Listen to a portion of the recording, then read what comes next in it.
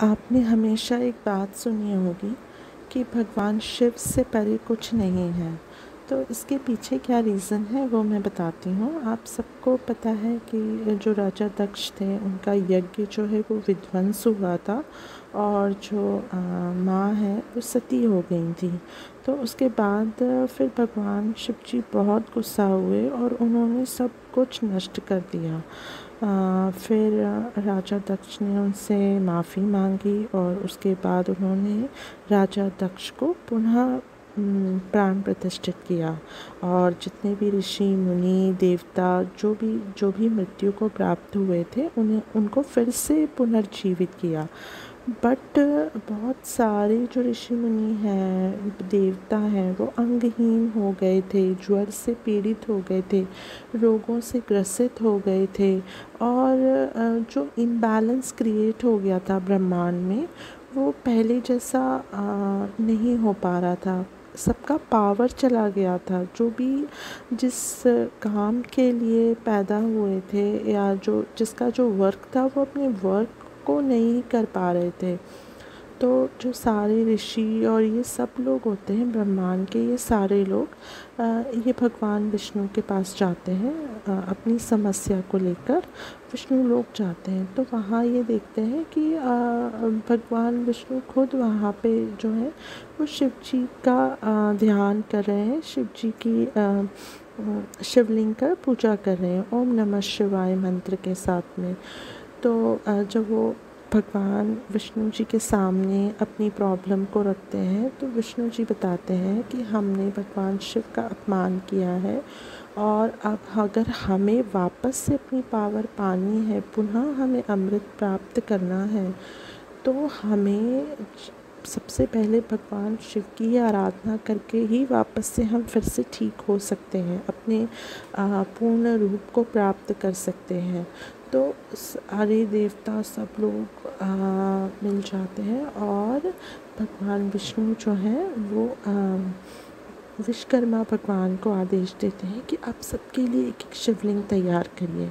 फिर वो बताते हैं कि आप कुबेर के लिए सोने के शिवलिंग बनाइए, जो धर्म के राज हैं उनके लिए पुखराज के शिवलिंग बनाइए और जो प्रजापति राजा लोग हैं उनके लिए चांदी का शिवलिंग बनाइए, अश्विनी कुमारों के लिए पार्थिव शिवलिंग बनाइए, लक्ष्मी जी के लिए स्टफिक का शिवलिंग बनाइए और जो चंद्रमा है उनके लिए मोती का शिवलिंग बनाइए और जितने भी सारे ऋषि मुनि हैं उनके लिए मिट्टी का शिवलिंग बनाइए, अप्सराओं के लिए दूध से बना हुआ शिवलिंग बनाइए, देवियों के लिए मक्खन से बने हुए शिवलिंग बनाइए, सरस्वती जी के लिए रत्नों से बने शिवलिंग बनाइए और जो योगी लोग हैं उनके लिए भस्म का शिवलिंग बनाइए और जितने भी लोग पापी शापग्रस्त लोग हैं उनके लिए पारद से बने हुए शिवलिंग बनाइए और जितने भी ग्रह हैं उनके उन पत्थरों से निर्मित शिवलिंग बनाइए। ऐसे करके उनको आदेश देते हैं और सबको आदेश देते हैं कि सारे लोग भगवान के सामने ओम नमः शिवाय का जप करें, उनका अभिषेक करें और उनके पास जो चीज़ अवेलेबल है वो उसी चीज़ से अभिषेक करें। तब भगवान विष्णु जी ये बताते हैं कि जिस भी मनुष्य को लक्ष्मी की प्राप्ति की इच्छा है तो वो भगवान शिव को कमल के फूल अर्पित करें। जिस मनुष्य को मतलब मनुष्य गंधर्व ऋषि जो वाहन सुख की चाह रखते हैं वो चमेली के पुष्प अर्पित करें। जो अपनी पूर्ण आयु चाहते हैं वो दुर्वाओं को अर्पित करें। जो पुत्र की अभिलाषा रखते हैं उन्हें धतूरे के पुष्प चढ़ाने चाहिए और जो यश चाहते हैं वो अगस्त्य के फूल चढ़ाएं। मोक्ष की प्राप्ति के लिए तुलसी दल अर्पित करें और आँख के पुष्प चढ़ाने से भी मोक्ष प्राप्त होगा और जिन्हें कठिन से कठिन ज्वर हो चुका है तो उसमें आप उन्हें जायफल चढ़ाना चाहिए। और ऐसा कहा जाता है कि अगर आपने 1,00,000 जायफल और 1,00,000 जायपत्र अर्पित कर दिए तो आपका कितना भी कठिन से कठिन रोग है वो समाप्त हो जाएगा। फिर भगवान विष्णु बोलते हैं जिसे आभूषणों की अभिलाषा है वो लोग लाल पुष्प अर्पित करें, जिसे शमी पत्र जो है वो चढ़ाने से आपको मोक्ष की प्राप्ति होगी। और अगर आप बिल्व फल या बेला के फूल अर्पित करते हैं तो आपको बहुत सुंदर पत्नी प्राप्त होगी। और अगर आप जूही के पुष्प भगवान शिव को अर्पित करते हैं तो आपके घर में कभी अन्न की कमी नहीं रहेगी। और ये कहा जाता है कि जिस भी इंसान ने या जो भी देवता मनुष्य जो भी हैं जिन्होंने भी भगवान को 1 लाख बिल्व पत्र अर्पित कर दिए तो कहते हैं कि संसार के समस्त भोग उनके चरणों में होते हैं। मीन्स इस मटेरियलिस्टिक वर्ल्ड की जितनी भी चीज़ें हैं वो सब एटलीस्ट आपको प्राप्त होगी। और जो अखंडित चावल होते हैं अगर वो आप भगवान को चढ़ाते हैं तो आपकी बिज़नेस में बहुत फ़ायदा होगा। और अगर आप शिव जी को नारियल अर्पित करते हैं तो आपके घर में श्री की स्थापना होगी। और अगर आप जौ से भगवान की पूजा करते हैं तो आपको स्वर्ग के समान सुख प्रदान करेंगे।